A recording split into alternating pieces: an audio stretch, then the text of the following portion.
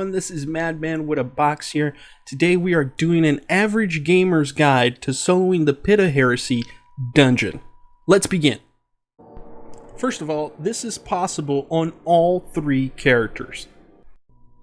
If you're using a hunter, I suggest Bottom Tree Golden Gun with Celestial Nighthawk, Way of the Sharpshooter. You'll be able to take out bosses in orange bars very quickly if you are accurate.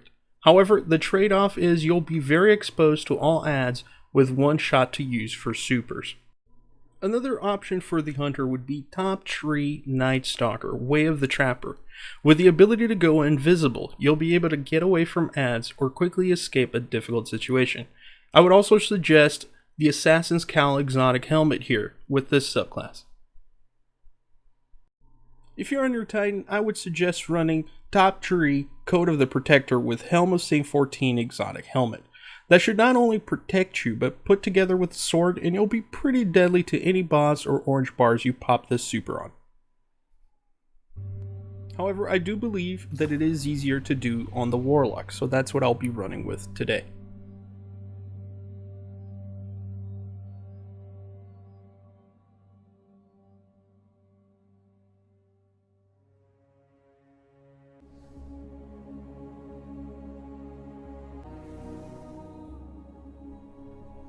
You'll want to run Top Tree Attunement of Chaos Nova Bomb. The Nova Bomb will decimate any adds, bosses, or orange bars that you toss this thing at. You'll also be wanting to run a Vortex Grenade for your oppressive grenades. Healing Rift, just for some extra backup, and I'm running Burst Glide, but any kind of jump will do.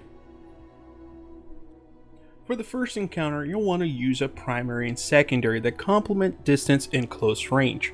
I'm going here with the Breakneck Assault Rifle, one for its rampage damage output, but also because it can be pretty reliable and I just happen to enjoy it. For my energy slot, I'm going with the Ikelos Shotgun with Trench Barrel for those quick orange bar kills and Feeding Frenzy for fast reloads.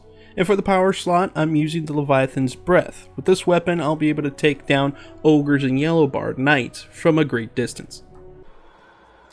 Now, any assault rifle or shotgun combination should do. My suggestion is to pick what you are already most comfortable with. If you don't have a strong shotgun, fusion rifles should also work pretty well in this encounter. Now just simply carefully make your way down to the rally banner spot. You'll need maybe about 20 to 30 rally banners in this dungeon. I took about 30 in myself. It all kind of depends on your personal preference. 20 to 30 banners should do it, however.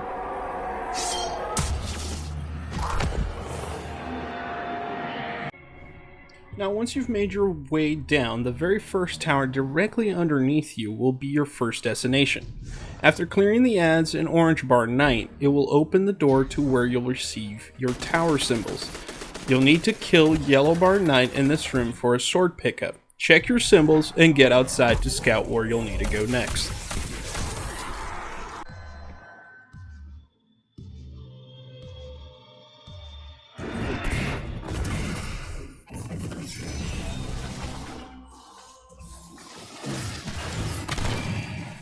Once you've gotten your sword and your symbols and you get outside, the first thing you want to do is you want to pick the tower symbol to the edges, to the far edges. Those are going to be the easiest ones to deal with, and then you work your way in.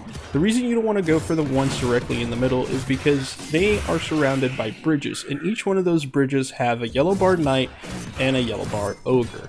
So if you go for the corners, you'll only have one yellow bar knight and one yellow bar ogre to deal with.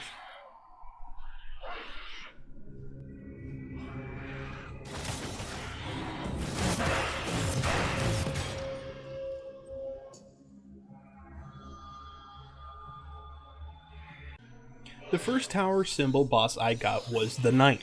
In order to defeat him, you'll only be able to use the sword light attacks, or the sword super attack.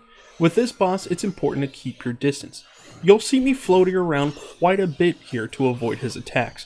Be patient, use your light attacks after one of his attacks, or simply wait for a stored sword super. 3 of these should take him out.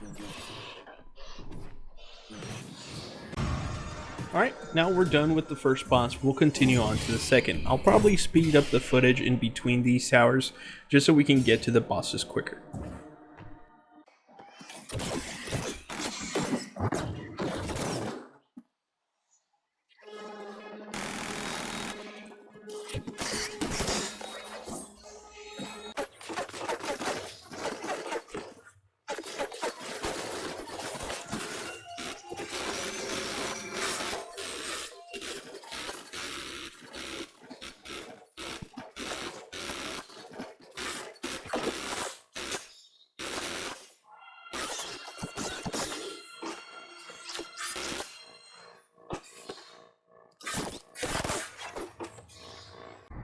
Now for the second boss, I got the Shrieker.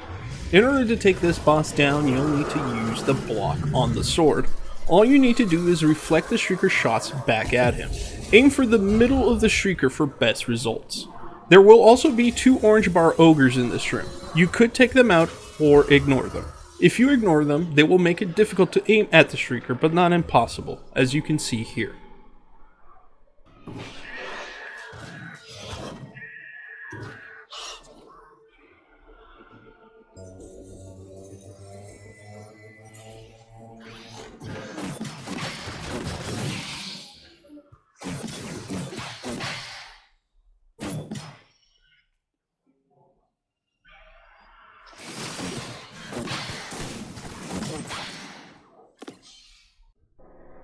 Our next and final boss for this encounter is the Witch. To defeat her, you'll have to use a projectile attack or power attack from the sword. There will be 2 other orange bar witches on each side in here as well. The boss is usually the witch in the middle. You'll want to try your best to curve the attacks to hit the witch when it goes behind pillars or it's moving. This will guarantee you'll do continuous damage throughout the encounter.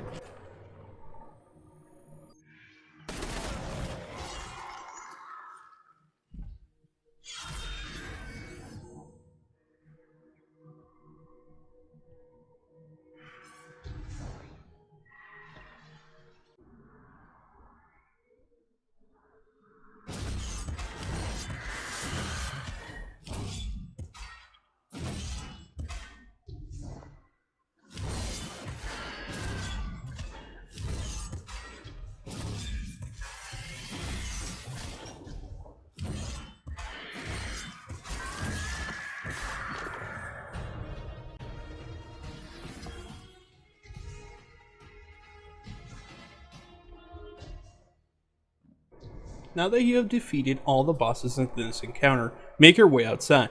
You'll want to look for the tower with the green beam of light coming right out of it. Once you find it, carefully head over and take out any of the adds in your way, but most importantly, the orange bar knight. Once you defeat him, the way to the next encounter will be open.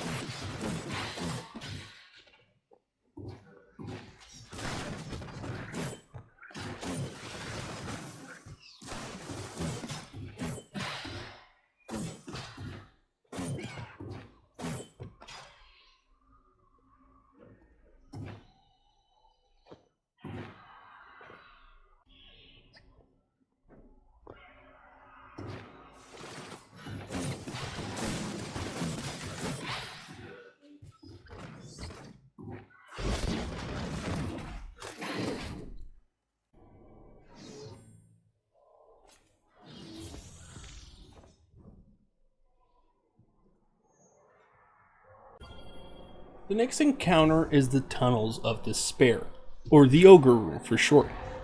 Make your way to this path to the bottom right here. Carefully make your way down and prepare to take on this next encounter. You can use everything you used in the first encounter here.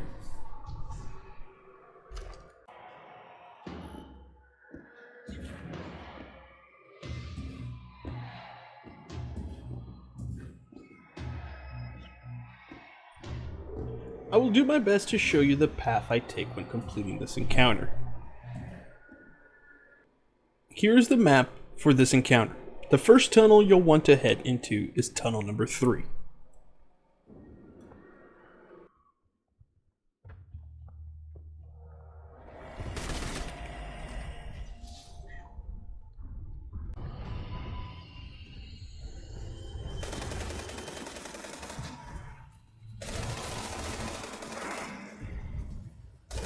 Once inside, take your time with the adds and carefully work your way through it. Kill the yellow bar knight for your orb pickup. Once you have your first orb, you'll want to exit tunnel number 3 heading towards the cliff underside.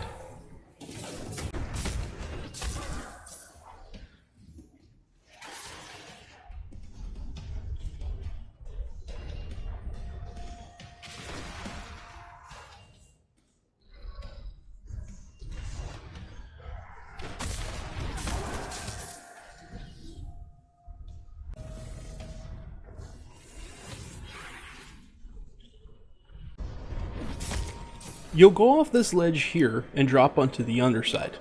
Once there, head for this tunnel and come out on the top side. Watch out for these ads that spawn in here and take your time and take them out.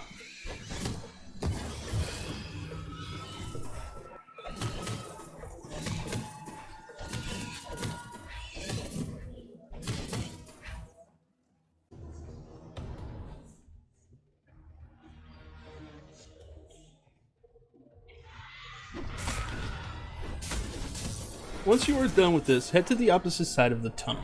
You are now in the tunnel between tunnel number 3 and tunnel number 1. Attract the ogre to the right side of the tunnel. Then quickly head out the left side and dunk your first orb in gate number 2. Check the map for reference.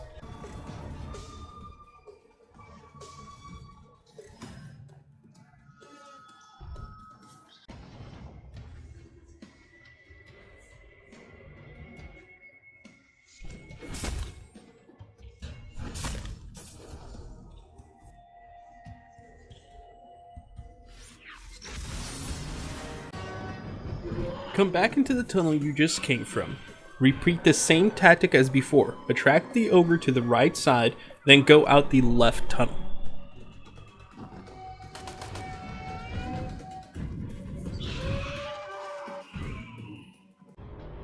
From here, you'll head into tunnel number 2 on the map. It is straight across from tunnel number 3. Simply clear the tunnel carefully and kill the yellow bar knight for the orb.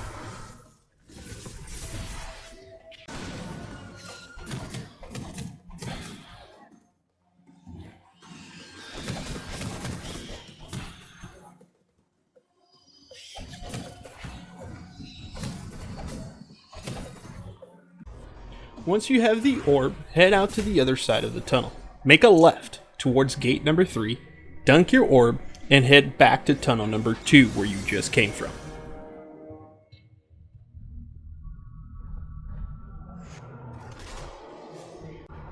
You'll now head back to the side you just came from, but this time you'll be heading towards tunnel number 1. Head towards the end of tunnel number 2, facing the hallway for gate number 2. To your right will be tunnel number 1. Clear the tunnel, kill the knight, pick up the orb and head for the opposite side of this tunnel.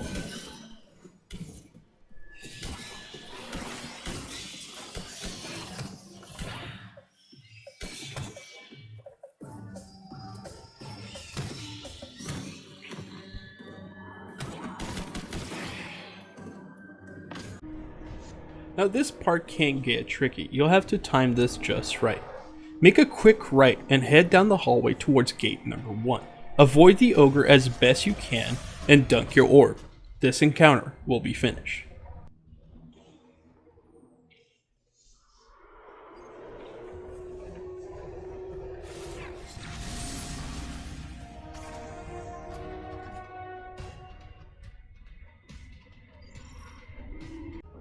The next encounter is probably the trickiest of the bunch. Chamber of Suffering. The name definitely fits this room. You'll see me switching to Well of Radiance, and you'll need to do your best to stay alive in this encounter. If you're on your hunter, the top tree Night Stalker with Assassin's Cowl or Wormhusk Crown is your best bet. As for the Titan, the bubble is your safe haven here.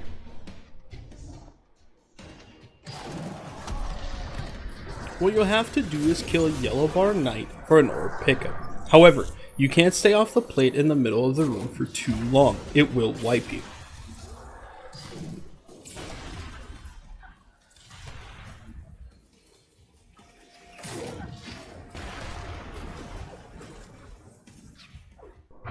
So you'll have to do your best to move and get your orb. Make sure the plate doesn't wipe you. The plate usually starts to turn red as it gets closer to the wipe mechanic. Keep an eye out for that. Make sure you touch your plate before you ever dunk any of your orbs. Put down your well around this spot. Same for the Titan bubble. If you are a hunter, this is a lot trickier for you. You'll have to make sure you have a dodge in between dunking every orb in order to stay alive. You'll need a total of 7 orbs in order to unlock the next room. If you didn't know, there is a cheese here for this encounter. If you press the button to dunk the orb, as you hold, your gun switching button for a power weapon, you'll cause the orb to be dunked and dropped simultaneously. This axe should create another orb for you to dunk, as you can see me doing here. Do this as fast as you can and you'll get all 7 orbs in before you are killed or your super runs out. I eventually got lucky here and I died as I dunked the last orb, so my death didn't count. For this next encounter, you'll need long-range weapons that can do high damage. You'll see me switching back to the Nova Bomb, Leviathan's Breath as well, and I'm equipping the Mountaintop too. If you do not have these weapons, I suggest power weapon grenade launchers and sniper rifles for either your primary or your secondary should do the trick. You'll want to keep your distance for these next adds and bosses, as they can quickly close in on you and kill you. Also keep that in mind for supers as well. If you can hit the supers at a distance and do lots of damage, then that's the one you want to go with. Careful with this next drop. Take your time. Time it right.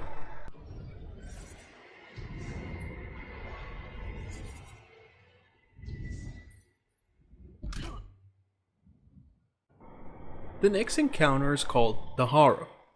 Here it will be very similar to the very first encounter.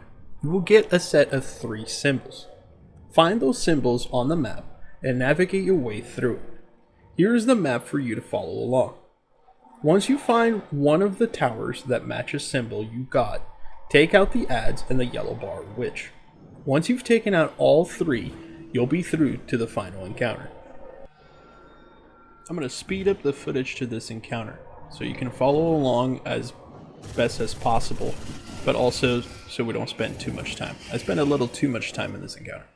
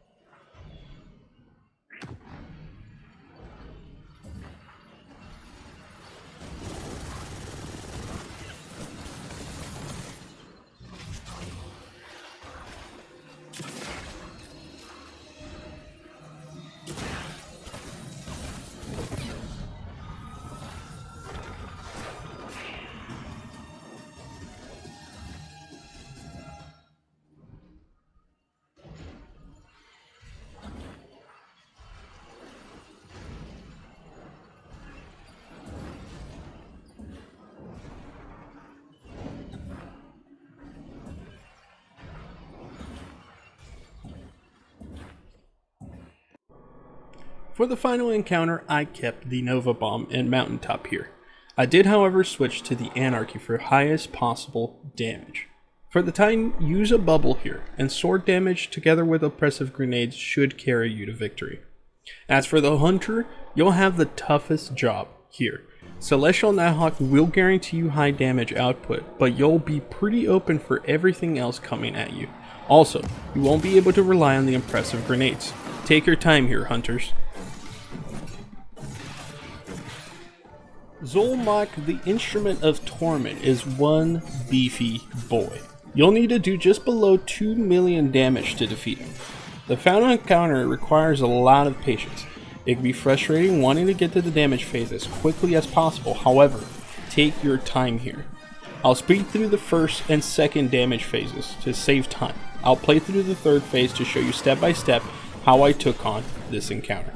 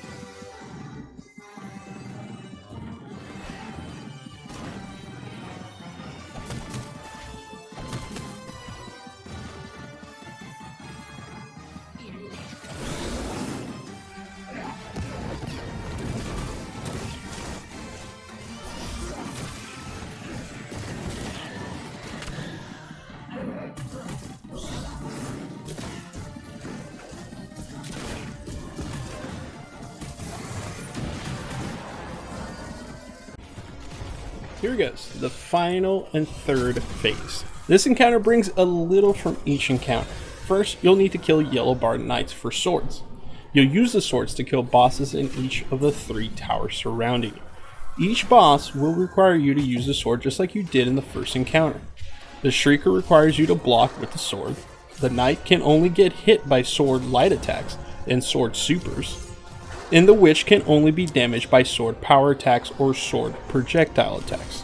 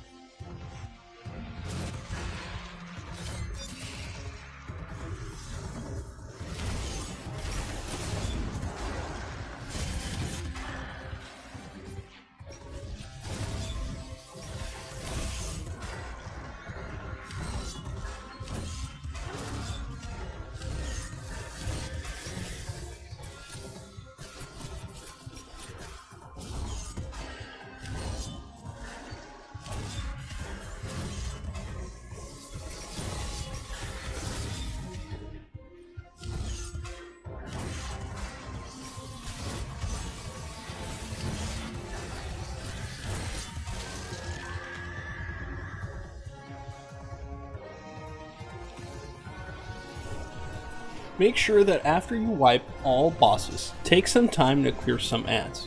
Watch out for the exploding thrall during the damage phase, and focus on the boss as much as possible.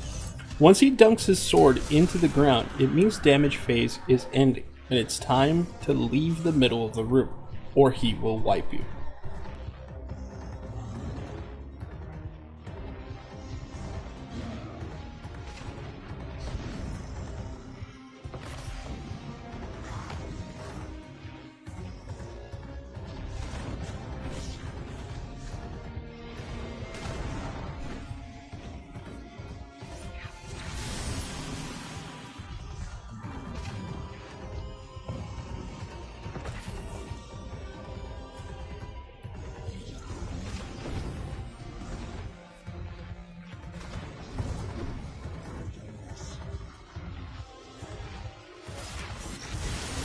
Make sure that as you're dunking the orbs, you take the extra time to wipe any of the ads that spawn after every orb dunk.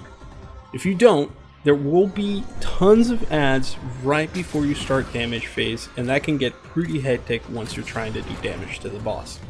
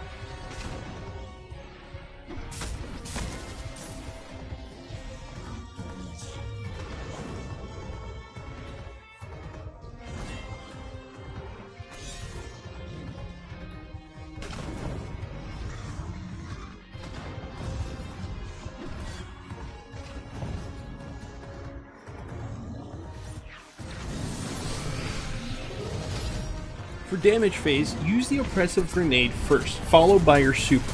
This alone should do tons of damage. Then switch to your anarchy and fire off 2 shots. It will do continuous damage on the boss. Fire off 1 or 2 mountaintop shots and switch back to the anarchy. Rinse and repeat. Do enough damage and Zulmak will go down in ashes. That's it for this walkthrough. Hope you enjoyed the video and it helps you through your solo dungeon attempt. Comment your time and damage below in the comments, and I'll be interested to see how well everyone does. Thanks for watching the video. This has been Madman with a Box. See you in the next one.